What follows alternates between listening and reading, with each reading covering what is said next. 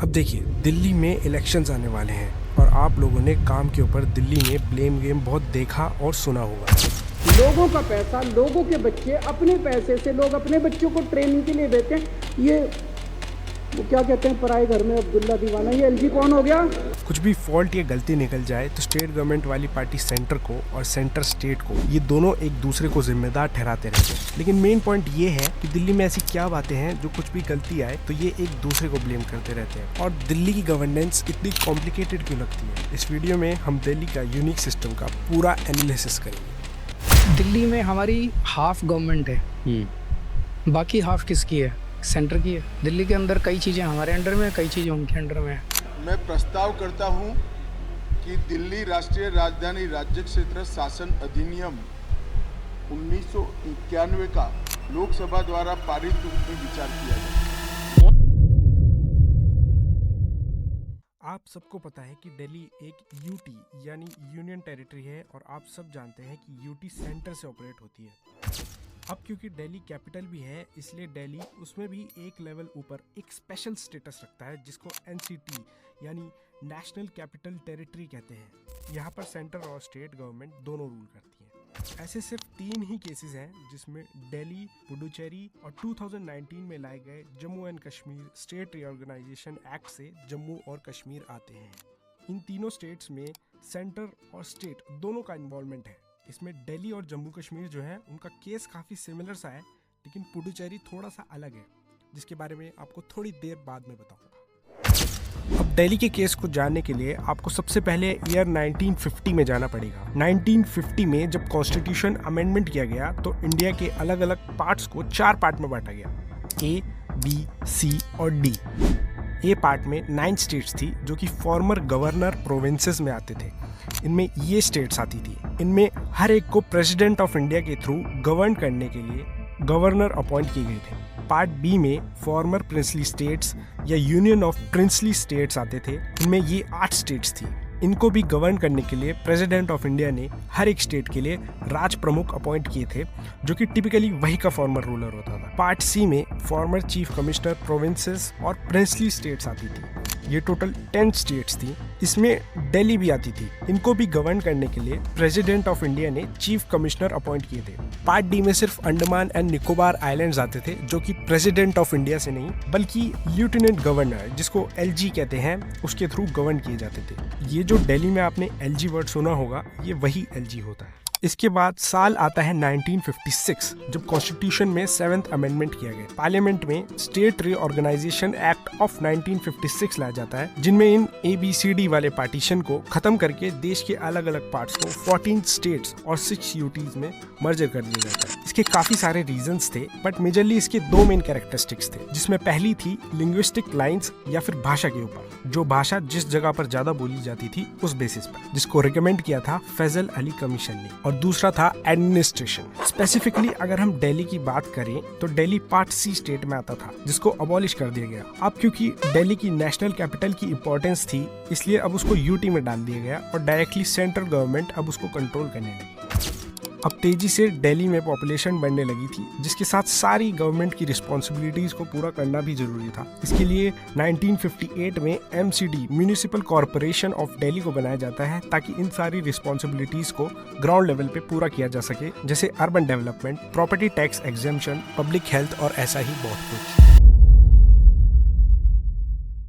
अब धीरे धीरे दिल्ली में पॉपुलेशन बढ़ती जा रही थी और अब लोगों की तरफ से डिमांड आने लगी कि उनको भी रिप्रेजेंट किया जाए और कुछ ऐसा हो जिससे लोगों की बातें सरकार तक पहुंचे। इसलिए ईयर 1966 में पार्लियामेंट के अंदर दिल्ली एडमिनिस्ट्रेशन एक्ट पास किया जाता है, जिसमें एक कमेटी बनाई जाती है जिसका नाम होता है दिल्ली मेट्रोपॉलिटन काउंसिल। इस कमेटी में 61 मेंबर्स थे, जिसमें 56 लोगों की तरफ से इलेक्ट होकर आते थे और 5 प्रेसिडेंट इलेक्ट करता था। ये कमेटी एक एडवाइजरी बॉडी की तरह काम करती थी, जिसका काम सिर्फ ये होता था कि जो भी सारे लोकल इश्यूज और उसके सॉल्यूशन है उसको रिप्रेजेंट किया जा सके। दिल्ली में इस टाइम एलजी को अपॉइंट किया गया था, जिसके पास सारी एडमिनिस्ट्रेशन की पावर रहती थी, लेकिन पुलिस, पब्लिक ऑर्डर और लैंड तब भी डायरेक्टली सेंट्रल गवर्नमेंट के अंडर ही आती थी। ये जो कमेटी बनाई गई थी वो ये सारे इश्यूज एलजी के पास ले जाकर रखती थी। इनका काम बस इतना ही होता था, इनके पास और कोई पावर्स नहीं थी। इन्हें सिर्फ ये बताने के लिए बनाया गया ताकि लोग एक रिप्रेजेंटेशन दिखा सकें। अब जैसे जैसे टाइम बढ़ा तो लोगों को लगने लगा कि उनको एक प्रॉपर मैनेजमेंट मोड चाहिए। गवर्नमेंट को भी एडमिनिस्ट्रेटिव और डेवलपमेंट चैलेंजेस आने लगे और एक लोकल गवर्नमेंट की जरूरत पड़ने लगी। इन सब चीज़ों को देखते हुए ईयर 1991 में जब 69th कॉन्स्टिट्यूशनल अमेंडमेंट हुआ तो 2 नए आर्टिकल्स, आर्टिकल 239AA और 239AB लाए गए। इसमें दिल्ली को एक स्पेशल स्टेटस NCT यानी नेशनल कैपिटल टेरिटरी दिया और दिल्ली को लेजिस्लेटिव असेंबली प्रोवाइड कराई जिसमें मिनिस्टर्स इलेक्ट होकर आ सके। इन दोनों आर्टिकल्स की बात करें तो आर्टिकल 239AA में लेजिस्लेटिव असेंबली बनाने की बात आई, जिसमें असेंबली को यह पावर दी गई कि वो स्टेट लिस्ट और कॉन्करेंट लिस्ट के मैटर पे लॉ बना सकते हैं, लेकिन पब्लिक ऑर्डर, लैंड और पुलिस को छोड़कर। इसमें अगला पॉइंट था कि काउंसिल ऑफ मिनिस्टर्स एक चीफ मिनिस्टर बना सकते हैं और वो चीफ मिनिस्टर LG को एडवाइस दे सकता है। LG प्रेसिडेंट ऑफ इंडिया को रिप्रेजेंट करता है और असेंबली में पास किए लॉज में अगर कुछ भी प्रॉब्लम दिखती है या महसूस होती है तो वो सीधा प्रेसिडेंट को बता सकता है। पब्लिक ऑर्डर, पुलिस और लैंड ये तीनों बड़े क्रिटिकल टॉपिक्स थे, इसलिए उनको सीधा यूनियन गवर्नमेंट के अंडर रखा गया।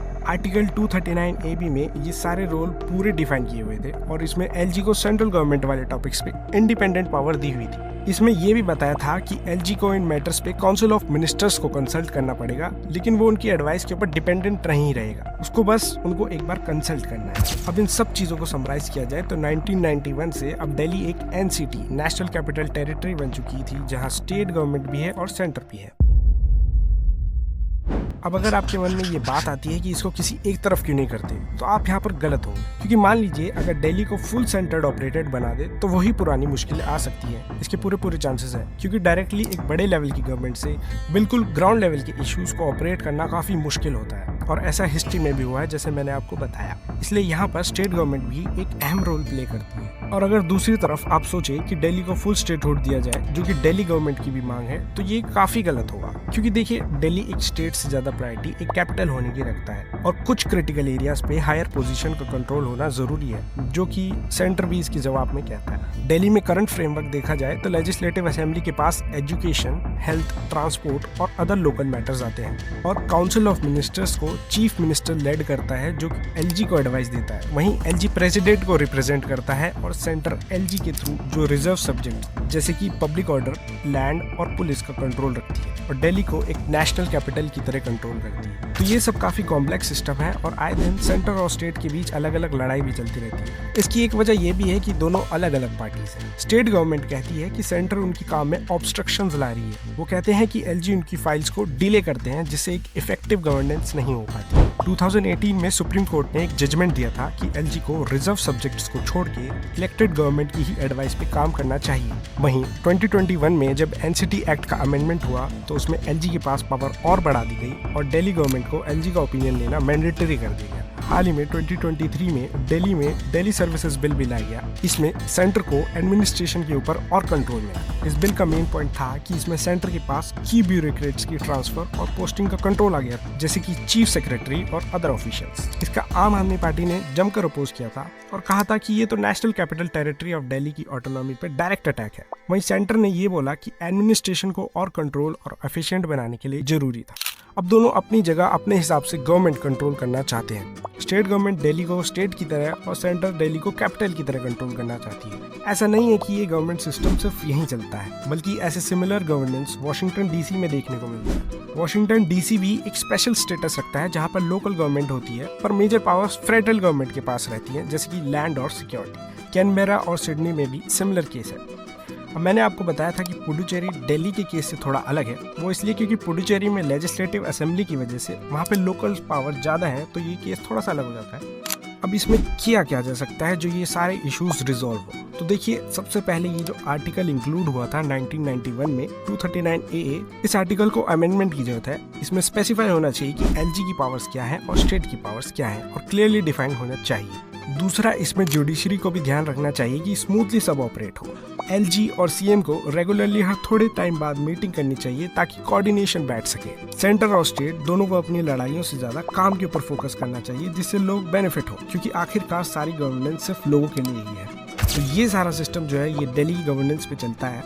अब आप नीचे कमेंट्स में बताइए आपको इसमें क्या लगता है कि इसके अलावा ऐसा क्या किया जाए जो स्मूथली दिल्ली में गवर्नेंस ऑपरेट हो।